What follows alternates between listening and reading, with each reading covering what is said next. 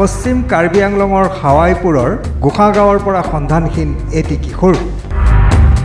আজি কেইবাদিন ধৰি সন্ধানহীন হৈ আছে 11 বছৰীয়া বিশ্বজিৎ বৰ্মন নামৰ কিশোৰটি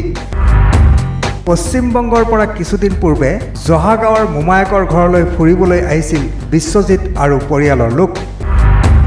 ইতিমধ্যে কিশোৰজনক বিভিন্ন ঠাইত বিচাৰ খুচাৰ কৰি কোনো সন্ধান নোপোৱাত মাইলো উপ আৰক্ষী চকীত এখন এজাহাৰ দাখিল কৰিছে ভুক্তভোগী পৰিয়ালে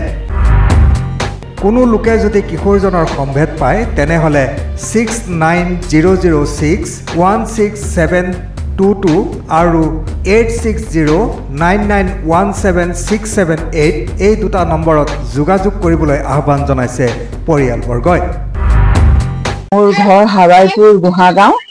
মোৰ নাতি এটা নাইকিয়া হৈছে 10 মে'ৰ পৰা মই বিচাৰি আছো পোৱা নাই কোনোবা সদাশয় ব্যক্তিয়ে যদি সেই নাতি পোৱালিটোক লগ পায় গতিকে মোক কন্টাক্ট কৰিব এটা নম্বৰত 6900616722 এই নম্বৰটোত কন্টাক্ট কৰিলে মই পোৱালিটো ৰিচিভ কৰিব পাৰিম কোনোবা যদি সদাশয় ব্যক্তিয়ে যদি লগ পায় এই নম্বৰটোক সংযোগ কৰক মোৰ লগত মই নাতিটোক উদ্ধাৰ কৰিব পাৰিম খেৰনিৰ পৰা কনক দেউৰী দৈনিক অগ্ৰদূত ডিজিটেল